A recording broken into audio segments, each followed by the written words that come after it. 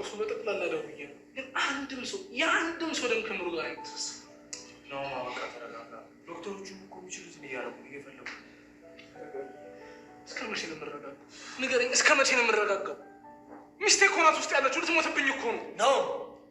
እስኪ መጀመሪያ ተረጋጋ። ለምን እንደዚህ ትላለህ? መረጋጋት ለእናንተ ቀላል ነው እንዴ? ሚስቴ እኮ ናት ውስጥ ያለችው።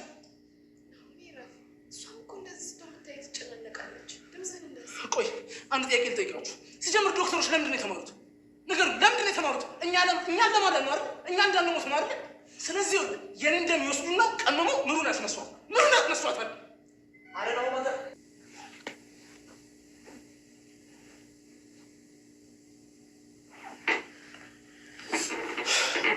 ሄሎ አባ፣ እንዴት ነህ? አይ እንዲሁ ዝም ብዬ ተኝቼ ነው። ኧረ አይደለም፣ አሁን ነው ከስራ የመጣሁት። ትንሽ ደካክሞኝ ልተኛ ብዬ። ይቅርታ አባ፣ ሰሞኑን ጠፋ። ትንሽ እኮ ቢዚ ሆኜ። ደህና ናት ዜ፣ አታስብ። አንተ እንዴት ነህ? በቃ አባዬ እደውልልሃለሁ። እሺ፣ አታስብ። እሺ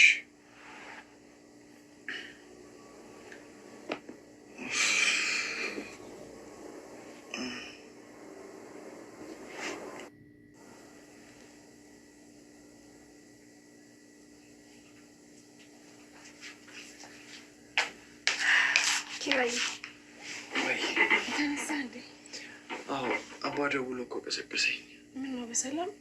አረ በሰላም እንዲሁ ናፈቃችሁኝ ነው የሚለው። ሰላም ብሎሻል? ወይኔ እኔንም አታዘበኝ። በቃ ስንት ቀን እኮ ከደወልኩልን። ያው የቤት እመቤትነት ከባድ እንደሆነ ይረዳሻል። ለነገሩ አስቸጋሪ ልጃቸውን ስለያዝኩላቸው ልክ ነህ። አዋ አታስፈራራኝ አለች ዘፋኛ። መኮርኮራሞች ነው ማ እኔ እዚህ ኪራ እባክህ መኮርኮርና ኪራ ስሞትልን። አንቺ ሁለተኛ ስሞትላት ብኝ አላልኩሽም? እሺ ይቅርታ፣ ሁለተኛ አልልም። እኔ አንቺን ሞት አይደለም ምንም ነገር ማየት አልፈልግም። በቃ ኑሪልኝ እንጂ አትሙችልኝ። እሺ እኖርልሃለሁ። ያለንተ እኮ ባዶ ነኝ እኮ። በቃ ምንም ነገር ተይ ብዬሽ አላውቅም። ዛሬ ግን ልጠይቅሽ፣ ይሄንን ቃል ተይው እሺ? በቃ አታኩርፈኝ፣ ሁለተኛ አልልም።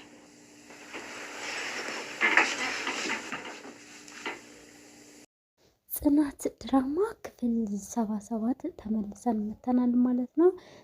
ባለፈው ክፍል መሩ እጅግ ታማ ሆስፒታል እንደገባች ሁላችንም እናውቃለን ማለት ነው። መሩ በጠና ታማለች ማለት ነው። ምንድን ነው በሽታዋ?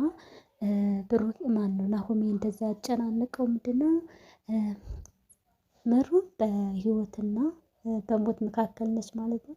እንዲሁም የመሩ ደም ኦ ሲሆን የሌሎቹ ደግሞ እንደምታውቁት ኤቢሲ ሲሆን በሷ ደም ለማግኘት እጅግ ፈታኝና አስቸጋሪ ሁኔታ ይገኛሉ ማለት ነው። በዚህም የተነሳ ጓደኞቿና ባለቤቷ ናሆሜ ተጨንቋል ማለት ነው።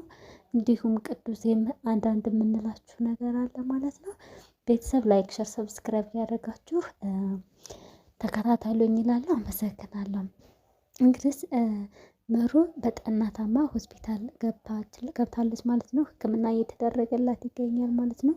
ሕክምና እየተደረገላት እያለ ናሆሜ እና ጓደኞቹ እጅግ ተጨናንቀው ናሆሜ የሚይዘውና የሚጨብጠው ግራት መላው ጥፊት ብሎት በቃ ጥፊት አለው። ከዛም በመሀልም ዶክተር ትመጣና መሩ እንዴት ነች ዶክተር ይላታል። ዶክተር ደህና ነች፣ ነገር ግን ሁላችሁም አንድ ላይ ሄዳችሁ እንዳትጠይቋት፣ ቀስ ብላችሁ የብቻ እየሆናችሁ አንዳንድ እየሆናችሁ ጠይቋት ይላቸዋል ማለት ትላቸዋለች ማለት ነው። እሱም የሮጠ ሄዶ መጀመሪያ ናሆሜ ነበር ሄዶ፣ እሱም ሲሄድ የኔ ውድ ባለቤት እንዴት ነሽልኝ አለሽልኝ ይላታል። እሱም አለሁልህ ፈርቼ ነበረ በቃ ጥዬህ የሚሄድ መስሎኝ ማለት። እሱም እንዴ እኔ ውድ ባልሽን ለማን ጥለሽ ነው የምትሄጂው? እንደሱም አይሆንም፣ እንደዚህ ማልታስቢ አይገባም ናሆሜ በጣም ተጨንቄያለሁኝ ብላ እሷም በቃ የምትተርፍና የምትድን አልመሰላትም። ተጨናንቃለች። ህመሙ እያመማት ነው።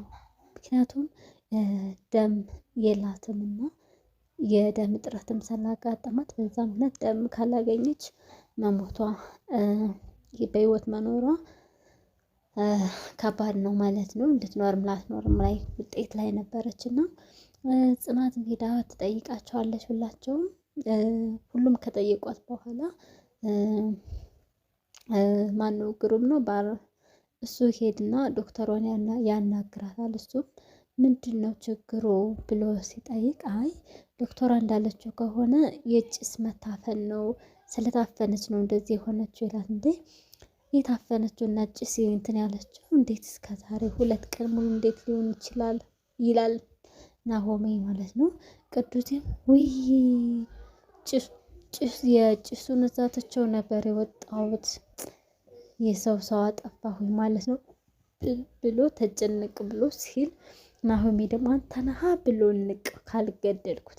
ያ ጊዜ ኪራና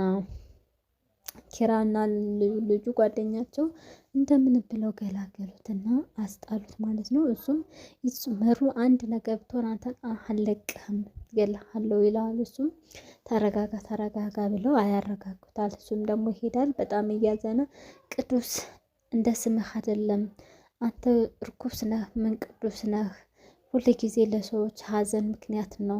ቤተሰቦቼን ብዬ ደግሞ እነዚህን ምስኪን ልጅ እንደዚህ አደረኩ ብሎ በራሱ ተጸጽቶ በጣም ተጸጽቶና በሚያስጠላ መልኩ ብቻውን እያወራ እንትን እያለ ቅዱሴ ይገኛል ማለት ነው። እነሱም ተጨናንቆ በጣም ከመጨናነቁ የተነሳ ምን ማድረግ አለብን? ኪራም ናሆሜ በመጨናነቅ አይደለም ወደ መፍትሄው እንሄድ፣ አንተም ስልክ ደውል እኔም ስልክ ልደውል ይላሉ። ሁሉም ሰው ይደዋውላል። ሲደዋውሉ የመሩ ደም በጭራሽ ሊገኝ አልቻለም። ልጁ ይሄድና ሆቴል ማለት ነው ምግብ ቤት ካፌ ነገር እየተገናኙ ከቅዱሴ ጋር እሱም መሩ እንዴት ነች ልጅቷ እንዴት ነች ሲለው ደህና ነች ብሎ ይለዋል። አሁንም እንዴት ነች ሲለው አልዋሽህም መሩ በጣም ታማለች። ምክንያቱም ደግሞ መሟን ከባድ የሚያደርገው የእሷ ደም ኦ ነው፣ ኦ ደግሞ ደም የለም። እንዴ እኔ እኮ ለማንኛችሁ እኔ እኮ መስጠት እችላለሁ ለሁሉም ሰው ለምን አልነገራችሁኝም? እኔ እኮ ደሜ ኦ ነው ይላል። እንዴ እውነት ግን ነው ብሎ ተደስቶ ልጁ ሳያበቃ ውይ እኔ ሲጀመር ለሰዎች የእንትናቸው የበሽታቸው የሀዘናቸው ምክንያት እንጂ የደስታቸው ምክንያት ሆኛል አላቅም ብሎ አሁንም ባደረገው ነገር ጸጽቶት እምቢ ይለዋል። በጭራሽ መሆን የለበትም መሩን እንደገደልካት የምታስበው በጭሱ ሳይሆን አሁን ነው ይለዋል። እሱም እጅግ ከብዙ ጭቅጭቅ በኋላ እንደዚህ አይነት ቃላት ሲናገረው ከጆሮ ላይ እንትን አለውና እሺ ብሎ ተስማምቶ ይሄዳሉ ማለት ነው። ጓደኞቿና ባለቤቷም እጅግ በደስታና በፍንጠዛ ደሙን ስላገኙ ተደሰቱ። ይቅርታ ብሎ እንዲሁም ሚሪንዳ ምናምን ነገር ገዝተው ይንከባከቡታል። ሁላቸውም በጣም ነው የምናመሰግነው፣ በጣም ነው የምናከብረህ እያሉ ያመሰጋግኑታል ማለት ነው። እሱም ምን አደረግኩኝና ነው ይሄን ሁሉ ደም ነው እንጂ እኮ የሰጠሁት አንገት ቆርጬ አልሰጠው ምናምን እያለ ይቀልዳል ማለት ነው። አንተ ቀልዱም ቀልዱ ነው፣ በጣም እናመሰግናለን ብሎ ሊሸኝ ይሉታል። ኧረ አያስፈልግም ምናምን ብሎ ይሄዳል ማለት ነው። መሩም ደም ከወሰደች በኋላ ቀና ብላ ማውራትና ተመስገን ብላ ፈጣሪዋና ከጓደኞቿ ጋር ማውራት ጀመረች። ዶክተሯም አሁን ደህና ነች ትላቸዋለች። ወደ ቤት እንድትመለስ ታደርጋለች ማለት ነው። ወደ ቤት ሲመለሱም ጓደኞቿና ባለቤቷ እጅግ ተሳቀውና አዝነውላት እንዲሁም ስራ እንዳትሰራ ብለው ሁላቸውም ተሰብስበው ያደርሷታል። እንዲሁም እንዲታርፍ ጽናት ትነግራታለች። መሩ ደግሞ አይ ምናምን ነገር ትላለች። በጭራሽ ማረፍ አለብሽ ስትላት እሺ ብለው መኝታ ቤት ትወስዳታለች። ከዛም ጽናትም ደርሼ መጣሁ ቤት ትልና ይሄዳሉ። ጽናትና ኪራ እነሱም እንትን ይላሉ ማለት ነው። እንዲሁም ደግሞ ሰኒ ውይ ቅርታ መሩዬ የቦርጫ ማለቀ እኮ ስራው ጥር አድርጎኝ ነው የሆነ ሎተሪ ነው ምንድን ነው ጨረታ ነው አለ ብሎ እሱ በቃ ማሸነፍ አለብሽ ብሎ ነፍስ ውጭ ነፍስ ግቢ አደረገኝና ለዛ ነው የጠፋብሽ ይላታል ማለት ነው። እሷም ስትለው ምንም ችግር የለውም ጓደኛዬ በእኔ እንደማጨክኝ አውቃለሁ ብላ ትነግራታለች። እንዲሁም ደግሞ ናሆሜ ቆይ እኮ ምናምን እያለች ታወራለች ማለት ነው። ከዛ እስኪ መድኃኒት ላምጣልሽ ስትላት 10 ደቂቃ ይቀርሻል። እሷ ደግሞ ኧረ ራሴ ሂጅ እወስዳለሁ ምናምን በጭራሽ መሆን የለበትም ጠብቂ ነው ያለች ስትላት እሱም ከሳሎን እንድትሄድ መኝታ ከሳሎን መኝታ ክላስ እንድትሄድ ትፈቅድላታለች ማለት ነው። ትሄዳለች ማለት ነው። እንዲሁም ደግሞ ኪራ ሰው የሚጠብቀኝ አለ ብሎ ነገር ግን የሄደው እንትናን ለማመስገን ነበረ። ቅዱሴን ለማመስገን ቅዱሴን ይጠራውና ያገኘዋል። ሲያገኘውም ቅዱሴ በጣም ይቅርታ ይለዋል። ለምንም ሲለው ናሆሜ እንደዛ ስለተናገረ ያው ስሜታዊ ሆኖ ነው እንጂ ናሆሜ አንተን ጠልቶህም ወይም ደግሞ ሌላ ተንኮል ኑሮበት አይደለም ይለዋል። እሱም በጭራሽ እንደዛ የሚፈለገው ቢሆን እንደዛ ማድረግ እና እንደዛ መቆጣት አይጠበቅበትም ነበር ብሎ ኮስተር ብሎና ስሬስ ሆኖ ይናገራል። እሱ ወይ ቅዱሴ በጣም ይቅርታ ሲለው በሚገርም ሁኔታ ሳቀ ማለት ነው። ይህ ቀለድ ግን ምን ሆነ ነው ሲለው በጭራሽ እኔ አልተቀየምኩትም። እኔ እንደውም እሱም ቢያደርገኝ ገድሌው ቂሊንጦስ ነበር የሚገባው ይላል። እሱም እኔ እኮ የተናደርክና የተበሳጨ ስለመሰለኝ ነው። በእውነቱ ከሆነ ደስ ይላል እና እናመሰግናለን ስላደረግከው ነገር ይለዋል።